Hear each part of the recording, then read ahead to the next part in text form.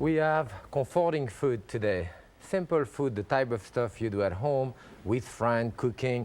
And in Lyon, where I come from, in France, we always or very often start meal with a gratin, a type of gratin with a mixture of different things. And today we're going to do a gratin of ziti. I have some ziti here with vegetable. And as you can see, I just wanted to show you that in our menu we have 4 ounces of ziti, which is what we have here. And this is what it looks like cooked. I have some cooking over there already. And I wanted to compare that with 4 ounces of linguine, which is what it gives you cooked. And those 4 ounces of linguine, it's like 1 portion. So strangely enough, even though an ounce of pasta is an ounce of pasta and the calorie is the same, you seem to get much more out of elbow macaroni or ziti or penne or any of those rather than linguine in terms of calories. So it's a good thing to know. In any case, with our ziti, we're going to have a big filler. We're going to have a lot of different type of vegetable in it. And I'm starting by putting a little bit of olive oil here and some onion. We have at least 2 or 3 times the amount of vegetable than the amount of pasta, you know. And it's nice to have that type of filler, you know. So I have an onion here, about 7-8 ounces. We'll start with this. Saute the onion. I have with this eggplant, which I have cut already here. That goes in there. And another type of squash here, which is we call that a pâtisson in France, which is a patty pan actually, called in English. And they can get very large. I like them small like this because they're very firm when they are small. If you don't have those, you put a regular zucchini, it's perfectly fine. So we have those in there. Here, then we put some beans and a bit of herbe de Provence here. Bit of herbe, and this has to cook for a while, about 8-10 minutes to soften. And I have some which are cooked right here. And what we'll have with it now is some olive shaving. I have some olive there. I have some corn, which I'm going to put directly in there. That we put at the end because it actually cooks very fast. So we have that. You can, of course, vary your vegetable in that type of thing. If you don't have one, you use another one. And tomato for taste as well as for color, you know. So I have the tomato in there. I think I have a lot of tomato here. This will be more than enough. And basically salt and pepper that we have there. And you have all of your vegetable in there. So that has to cook for a minute or so. While it is cooking, I'm going to show you the topping that we put on top of the gratin. I have a slice of breadcrumb here, a little bit of Parmesan cheese, a dash of olive oil, and some chives in it. All of that is going to go on top of the gratin. Here we are. You just rub it gently to have a little bit of the oil on the bread so it creates a nice topping. And finally, our pasta here, which is, as I say, our 4 ounces of penne, which is going to give you that much pasta.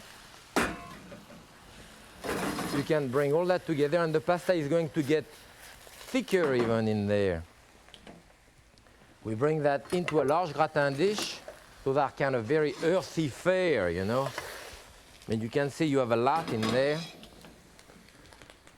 Nice, beautiful color. Actually, you could serve it just as it is now, not necessarily in a gratin dish, you know. And we want to put that in the oven now. I have, of course, another one cooked here. And as you can see, this would serve a big family, you know, that type of very earthy, large portion, you know, type of mixture of vegetable and pasta, you know.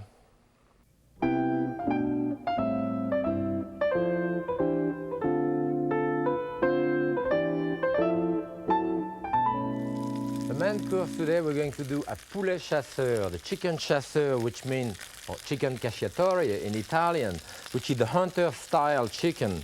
We're going to do that with thigh, chicken thigh, and of course now what we do, we remove the skin, any of the fat really, we get it as clean as possible. We serve 2 of those thighs per person. And be sure to wash your hand after you handle your chicken.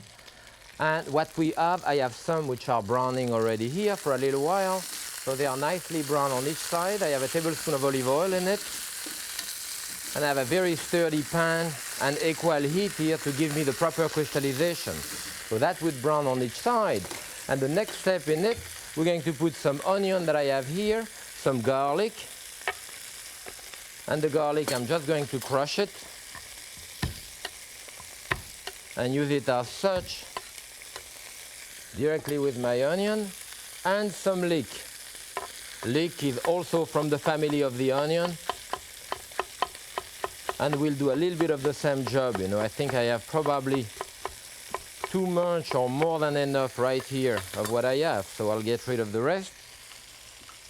And now this should probably cook a bit longer, but basically let's suppose it brown another couple of minutes on this side, and this is what you want. And what you want also, you can see in the pot the crystallization of the juice. That's what creates the sauce. That's what you need, good equal heat and good pot, you know. So we put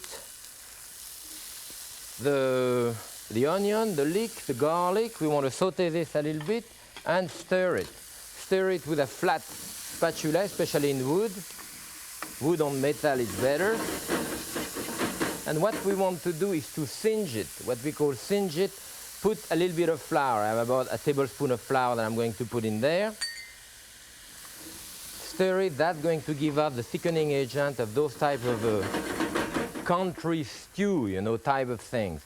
In this, I'm putting like a cup of a dry white wine. You know, a dry, fruity white wine is going to go well with it.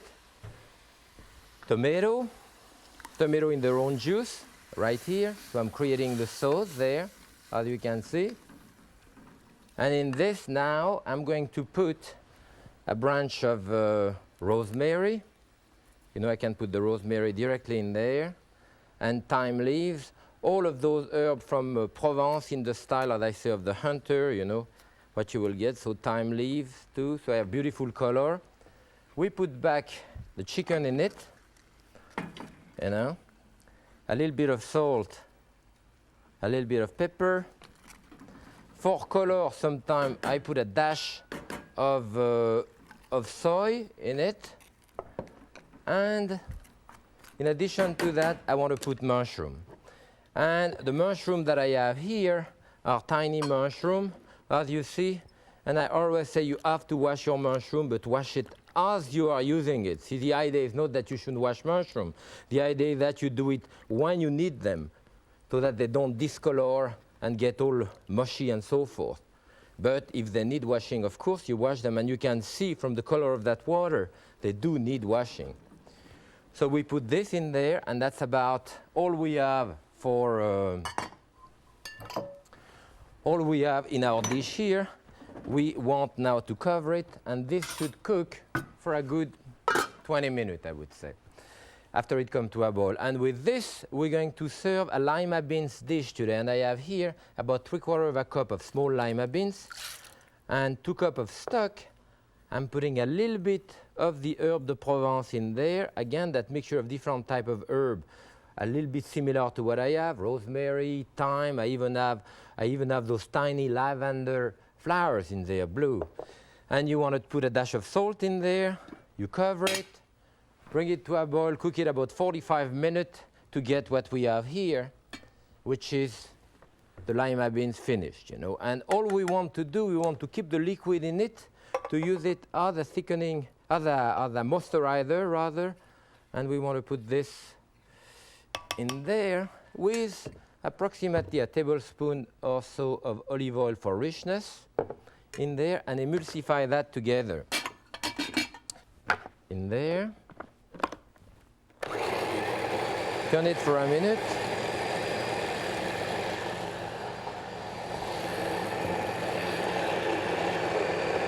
The puree of peas are really one of my favorite things, you know. The puree of beans like that, rather. Those beans, be sure to clean up the knife also on your machine. Those are nice. Leguminous are very good for you, those type of beans, you know. Very high in soluble fiber, quite rich. And as you can see here, should take probably more time to clean up the processor here. It's nice and smooth. If you feel that it's a bit thick, it's okay, because we're going to serve that with the chicken, and we're going to have a lot of nice sauce from the chicken with that. So we put that in there, and let's see our chicken. It is boiling, as you can see, nicely now, beautifully, but it does take longer to cook. So I have one which is ready here. I'm going to put right here, and we're going to serve that on this. I have a bit of tarragon here. We always finish the chicken chasseur with chopped tarragon, which I have right there. And now we're ready to serve. I have, as I explained before, two of those type per person, you know, which is quite generous.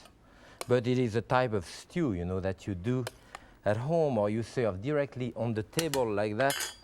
You know, when you have the family, you see I have extra sauce that I can serve on the side or with my lima beans. Serving that, this is a beautiful type of family stew, maybe with a sprig of rosemary, which we add on top to serve directly with the lima beans.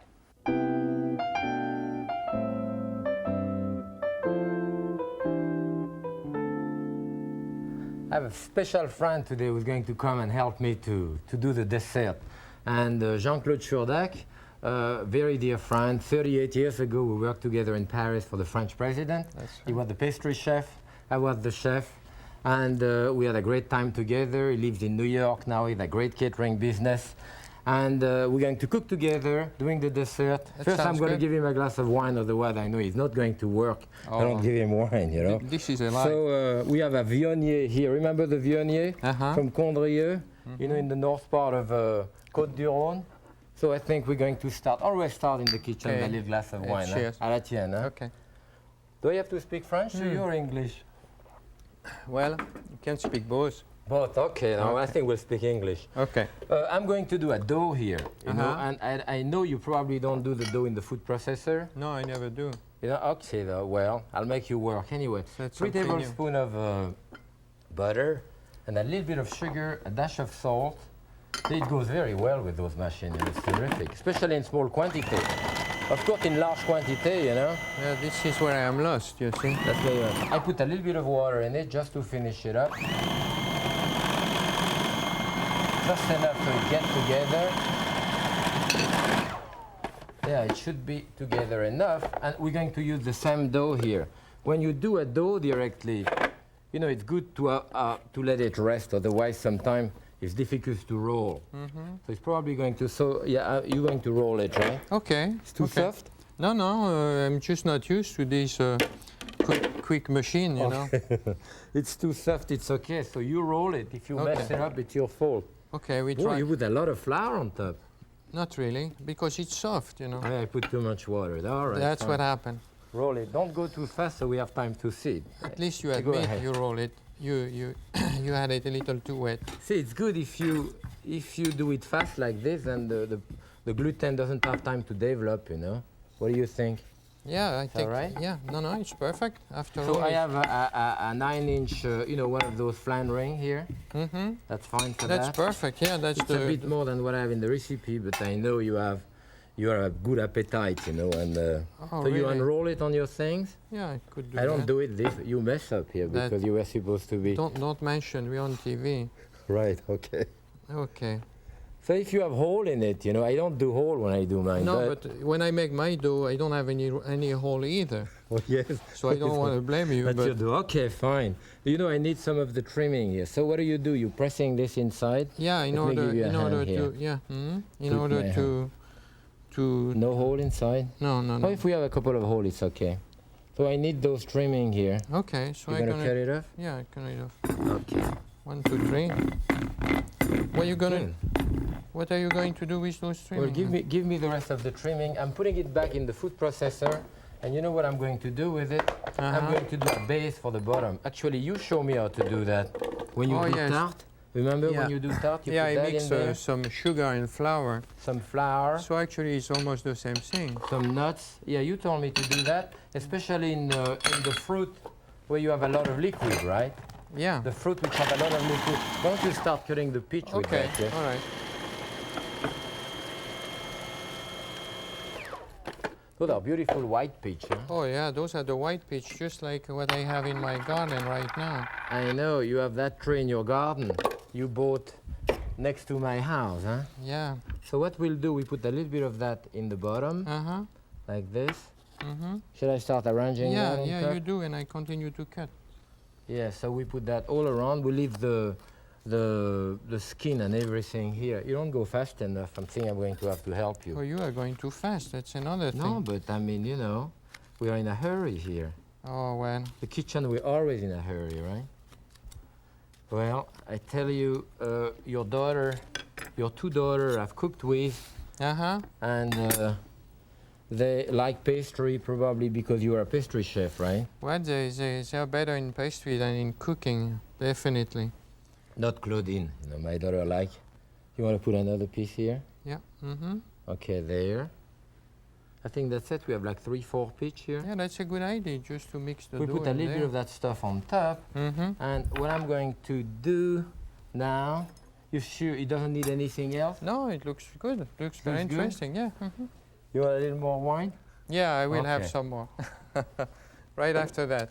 So, you know, we put that in the oven. You can do that ahead. You want to slide it on top to mess it up?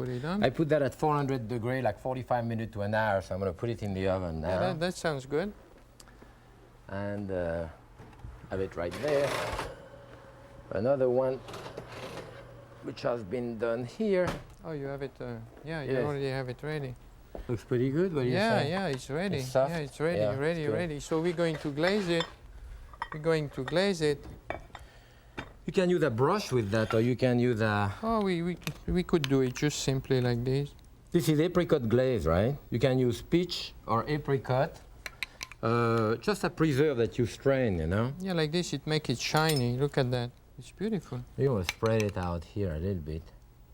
Put more, for God's sake. Put some in the middle. Yeah, but give me a chance. You're really pushy today, aren't you? Yes. Okay. Gee. You know, in the kitchen, when we worked together for the president, Claude was the pastry chef or that, and I was the chef, but I ended up doing the pastry, he ended up doing the rest of it so that we could train one another. So I've learned from him. Not very often, but I've learned a few things. Oh, come on, not very often. Maybe you're right. So what do we do now to take it out? Yeah, take it out. Maybe unmold it. Yeah. You want to unmold it? Oh, no, you slide it. Okay, I will slide it, just unmold it. So you put that should slide up. Well, we're lucky. Yeah. Watch out, you're going to burn yourself. No, it's okay. I have good hand. Strong finger. What are you putting out of this? Yeah. I leave it on top so when you cut it, you don't mess up your stuff if it's in silver. Yeah, but when you serve, it's ugly then, you know, so... You're right. Okay. All right, so what do we do? You want to cut a little piece of this here? Yeah. Don't you cut? See, look at those peach, you know? They're beautiful. Absolutely. And maybe you want to put a piece of that? Yeah, maybe we can put a little piece of green. What do you think? This is from the peach tree? Yeah, that's the leaves of the peach tree, yeah. So why don't you want to cut a piece? Okay. Let me test it. Okay. I'll help you with my glass. Yeah, you have finished your glass. I just want to let you know, and I haven't even started yet. You put me to work today. It's a small portion you're giving me there. That's for you. I take the rest, you know. Let me see your dough. Hey, it's pretty brown. No, it's pretty well. It's very well cooked, isn't it? Good too? You want to test it? Yeah, sure. It's good, yeah. But you know, I serve bigger portion. I mean, I think you need at least a piece like this. Yeah, but not now, you know. Not now? No, later on. Well, I think we'll finish up in the dining room later. Okay. Thank you, Claude. Okay, thank you.